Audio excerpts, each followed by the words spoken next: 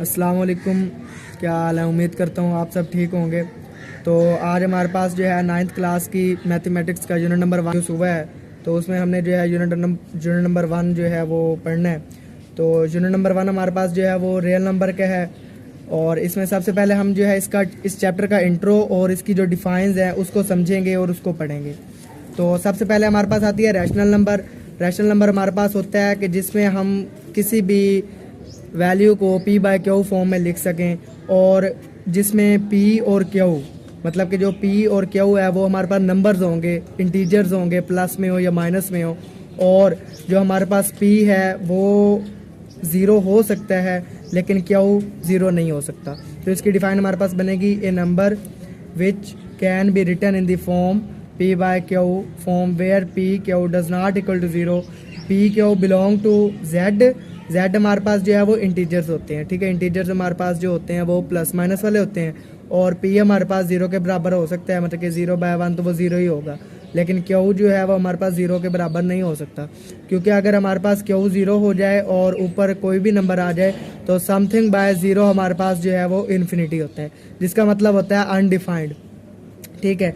तो उसके बाद हमारे पास जो है नेक्स्ट है कि इरेशनल नंबर्स क्या होते हैं। इरेशनल नंबर्स हमारे पास होते हैं ऐसे नंबर जिनको हम p बाय क्यू फॉर्म में नहीं लिख सकते, मतलब कि उसमें हम ना p बाय क्यू फॉर्म में इस तरह नहीं लिख सकते कि उनका जो आंसर आता है हमारे पास वो पॉइंट में आता है। मैक्सिमम जो इरेशनल वाले नंबर्स होते हैं वो स्क्वायर रूट वाले होते हैं। अगर कोई कंप्लीट स्क्वायर बन रहा है तो वो हमारे पास इरेशनल नंबर नहीं होगा, वो हमारे पास रैशनल नंबर होगा। तो इसकी हमारे पास जो एग्जांपल्स है वो स्क्वायर रूट 3 है, स्क्वायर रूट 5 है और पाई है, ठीक है। और उसके बाद हमारे पास जो नेक्स्ट डिफाइन आती है terminating decimal number. Terminating decimal number हमारे पास क्या होते हैं कि डेसिमल पॉइंट्स के बाद एक फाइनाइट नंबर, मतलब कि पॉइंट के बाद कुछ नंबर्स हों और फिर वो जो वैल्यू है वो कंप्लीट डिवाइड हो जाए, मतलब कि जैसे 1/4 है, इसको डिवाइड करें तो 0.25 आ जाता है, तो ये कंप्लीट डिवाइड हो जाता है। पॉइंट के बाद दो नंबर्स आए हैं, मतलब कि कुछ फाइनाइट नंबर, कुछ नंबर्स आए हैं, एक हद तक नंबर्स आए हैं, ज़्यादा आगे चलते नहीं जा रहे, तो वो हमारे पास टर्मिनेटिंग नंबर होता है। उसके बाद हमारे पास नॉन टर्मिनेटिंग नंबर है। अब टर्मिनेट का ये जो है ना उल्टा है हमारे पास, ठीक है। तो इसमें हमने क्या करना है, a number in which has infinite numbers in its decimal parts is called non terminating numbers, ठीक है। हम इसको एग्जांपल लिखते हैं 1/3, उसको अगर हम डिवाइड करवाएं तो वो जवाब आता है 0.333 और वो आगे चलता रहता है, तो ये हमारे पास नॉन टर्मिनेटिंग है, जिसमें हमारे पास जो है ना वो इनफाइनाइट नंबर्स आते हैं पॉइंट के बाद। और 1/6 है एग्जाम्पल, तो ये 0.1666 ये भी आगे बढ़ता रहता है। उसके बाद हमारे पास नेक्स्ट है recurring decimal number.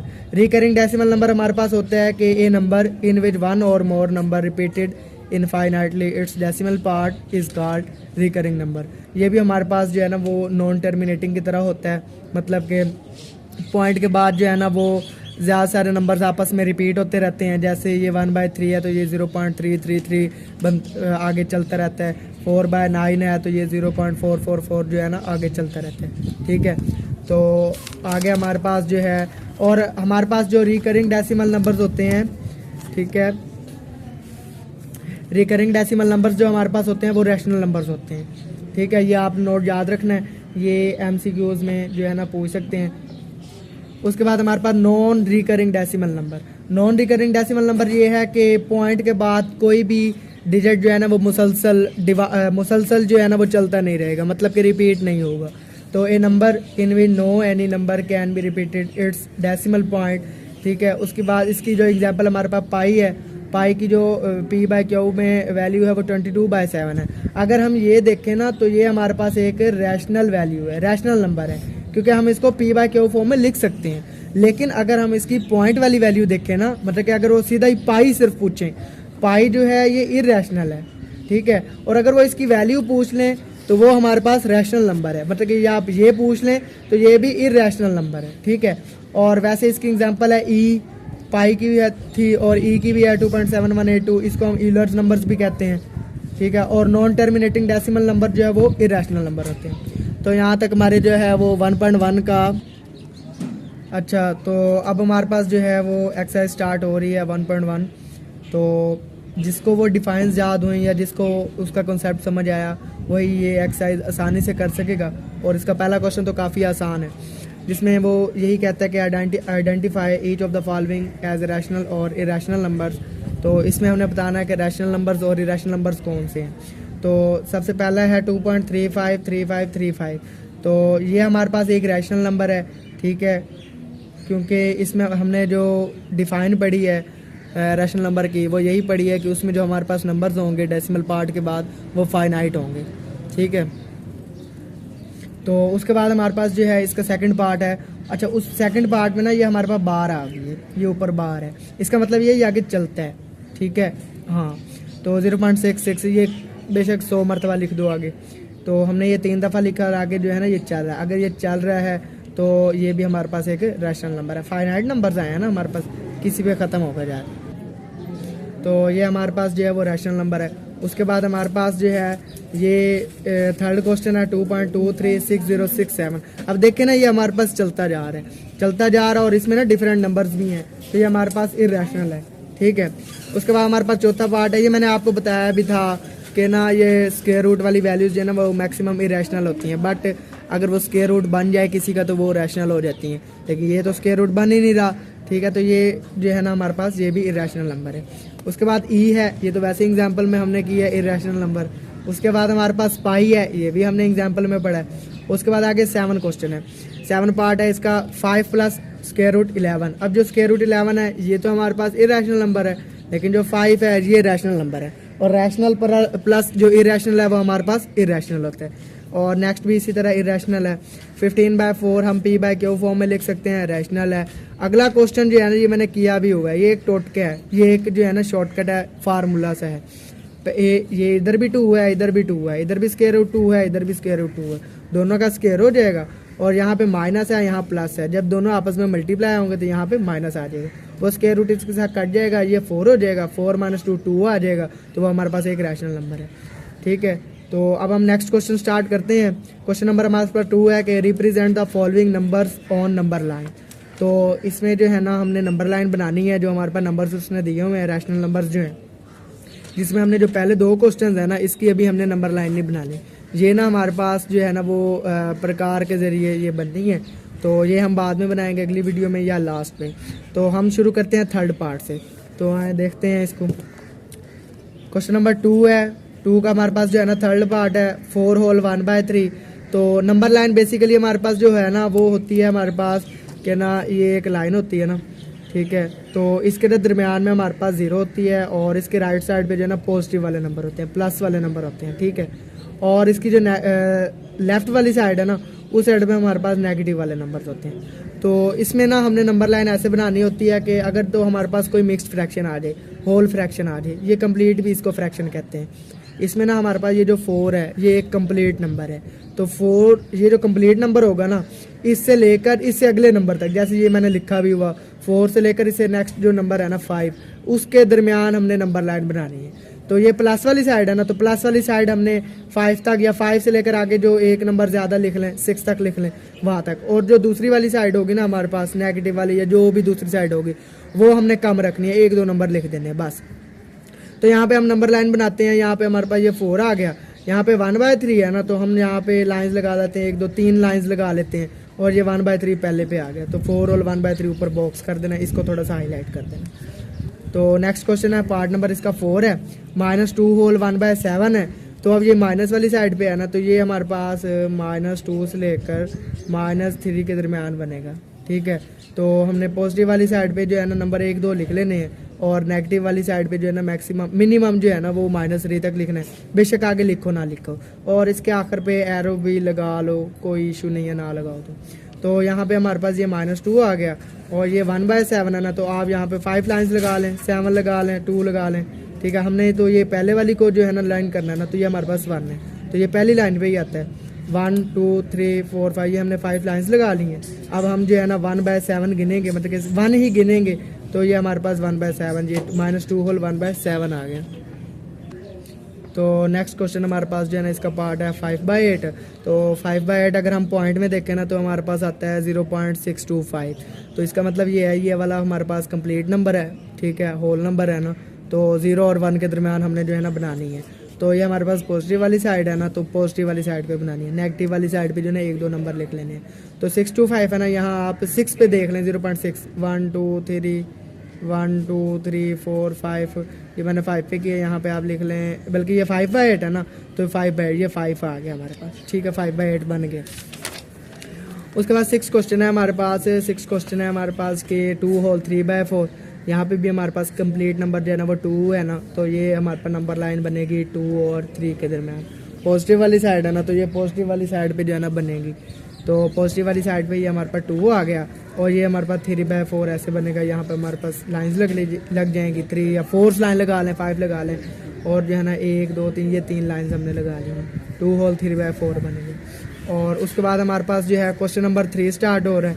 Question number 3 में जो है ना काफ़ी ये इंपॉर्टेंट है, और यहाँ से लाजमी जो है ना एक शॉर्ट क्वेश्चन भी आता है। तो ये हमारे पास जो है ना काफ़ी इंपॉर्टेंट क्वेश्चन है, तो अक्सर जो है ना बोर्ड के पेपर में ये शॉर्ट क्वेश्चन में पूछा जाता है। ओल्ड 9th में भी जो है ना ये शॉर्ट क्वेश्चन था। तो यहाँ पे ना ये काफ़ी आसान से है। क्या करना है, सबसे पहले ना आपने इस वैल्यू को जो है ना लेट कर लेना है एक्स के। फिर हमने फर्स्ट क्वेश्चन में किया था कि ना इसको आगे बढ़ा लेना है, 3 दफ़ा या 4 दफ़ा लिख लें, ये हमारे पास इक्वेशन 1 बन जाएगी। उसके बाद जो है ना बोथ साइड हमने ना मल्टीप्लाई 10 करना है। अच्छा, मल्टीप्लाई 10 क्यों करना है? हमारे पास अगर पॉइंट के बाद 1 नंबर आ रहा हो ना, तो हमने मल्टीप्लाई 10 करना है। अगर पॉइंट के बाद 2 नंबर आ रहे हो तो मल्टीप्लाई 100 करना है। अगर पॉइंट के बाद 3 नंबर आ रहे हो क्वेश्चन में, तो फिर हमने मल्टीप्लाई जो है ना वो 1000 के साथ करना है। तो यहाँ पे हम मल्टीप्लाई बाय 10 करेंगे ना, इक्वेशन 1 को करेंगे, 10 कर दिया, बोथ साइड पे 10x हो गया, 10 को इसके साथ मल्टीप्लाई किया, 4.444 ये आगे चलता गया, ये हमारे पास इक्वेशन नंबर 2 आ गई। उसके बाद जो है ना ये हम क्या करेंगे, सब्ट्रैक्ट करवाएंगे दोनों इक्वेशनों को आपस में। तो जब भी हम कंपेयर करके जो है ना सब्ट्रैक्ट करवाते हैं ना, तो left hand side left hand side से सब्ट्रैक्ट होगी, और राइट हैंड साइड जो है ना वो राइट हैंड साइड से। तो ये है जी लेफ्ट हैंड साइड, ये इससे सब्ट्रैक्ट होगी, ये मैंने लिख दिया, और जो है ना राइट हैंड साइड ये आ गई। तो ये आपने कैलकुलेटर पे जो है ना माइनस कर लेना इसको, तो ये 9x = 4/4 आ जाएगा ना, तो यहाँ पे x की वैल्यू आ जाएगी 4/9, ठीक है। तो इसी तरह हमारे पास नेक्स्ट क्वेश्चन है, दूसरा पार्ट है इसका, 0.37 है। तो यहाँ पे भी ये हमारे पास जो है ना बार लगा हुआ है, तो हम इसका एक सेट जो है ना बढ़ा लेंगे, पहले लेट कर लेना ना इसको, अब इसको जो है ना बढ़ा लेना, 3 दफ़ा मैंने इसका सेट बढ़ा लिया। तो अब ये देखिए क्वेश्चन में जो है ना वो 37 है ना, 37 है, इसको पढ़ना है, तो पॉइंट के बाद अलग-अलग रकम जो है ना पढ़ते हैं। तो इसको अब जो है ना हमने 100 के साथ मल्टीप्लाई करना है इक्वेशन नंबर 1 को, क्योंकि ये हमारे पास पॉइंट के बाद 2 नंबर है ना, तो ये 100 के साथ मैंने मल्टीप्लाई कर दिया बोथ साइड पे, तो ये मल्टीप्लाई हो गया हमारे पास। फिर जो है ना दोनों इक्वेशंस को लेफ्ट हैंड साइड को लेफ्ट हैंड साइड में से माइनस कर देना है, और राइट हैंड साइड को राइट हैंड साइड में। तो ये मैंने माइनस करके ये जवाब आ गया, ये 37/99 आ गया। उसके बाद हमारे पास इसका जो थर्ड पार्ट है 0.21, ये बिल्कुल सेम है। क्या करेंगे, सबसे पहले लेट करना है, उसी तरह जो है ना वो इसके बढ़ा लेने हैं। उसके बाद उसी तरह जो है ना 100 के साथ बोथ साइड पे मल्टीप्लाई कर देना है। फिर जो है ना कंपेयर करके माइनस करवा देना है। ये मैंने मल्टीप्लाई किया, ये जो है ना मैंने जवाब लिख लिया, ठीक है। और उसके बाद जो है ना मैंने दोनों को माइनस करवा दिए, ये दोनों साइड पे माइनस होके 99x = 21 आ गया, और x की वैल्यू 21/99 आ गई। उसके बाद जो है ना हमारे पास क्वेश्चन नंबर 4 शुरू हो रहा है, और क्वेश्चन नंबर 4 हमारे पास बेसिकली जो है ना वो प्रॉपर्टीज़ हैं। क्या होता है कि हमने ना इसमें बताना है कि ये कौन सी प्रॉपर्टी है, ठीक है। तो ये बड़ी आसान सी है, क्या है, कहता है a+4 उसके गिर्द ब्रैकेट है +b, और इधर a+ ब्रैकेट है 4+b, ठीक है। तो हमारे पास ना ये एक प्रॉपर्टी है, ये पीछे लिखी हुई है सारी, तो मैंने यहाँ साथ साथ ही लिखी है। तो ये हम ना यहाँ लिखेंगे, मैं दोबारा भी बता देता हूँ कि ना फॉर एग्जाम्पल हमारे पास कोई से भी 3 नंबर है, वो बिल्कुल सही आ रहे होंगे एक ही सीक्वेंस में। तो हम ना अगर आखिर 2 पे इधर ब्रैकेट लगानी है, तो इधर पहले 2 के गिर्द ब्रैकेट लगाएंगे। अगर इधर पहले 2 के गिर्द ब्रैकेट लगानी है, तो इधर आखिर 2 के गिर्द ब्रैकेट लगाएंगे। तो वो वाली जो हमारे पास प्रॉपर्टी होगी ना, वो एसोसिएटिव प्रॉपर्टी होगी। आगे बेशक आप ये लिखें विद रिस्पेक्ट टू एडिशन, ना लिखें कोई मसला नहीं है, यहाँ तक लिख ले, आंसर ठीक है। उसके बाद हमारे पास सेकंड पार्ट है। सेकंड पार्ट क्या कहते हैं, अच्छा, तो नेक्स्ट क्वेश्चन हमारे पास जो है ना वो ये वाला है। तो इसमें क्या उसने किया हुआ है कि अगर हम देखें ना, मतलब कि ये 2 एलिमेंट्स उसने दिए हुए हैं, कोई 2 वैल्यूज़ दी हुई हैं, और इधर पहले दूसरी वाली दी है, और दूसरी मरतबा जो है ना उसने पहली मरतबा दी है। तो वो हमारे पास होती है कम्यूटेटिव प्रॉपर्टी, ठीक है। आगे बेशक लिख लो विद रिस्पेक्ट टू एडिशन, ना लिखो कोई मसला नहीं है।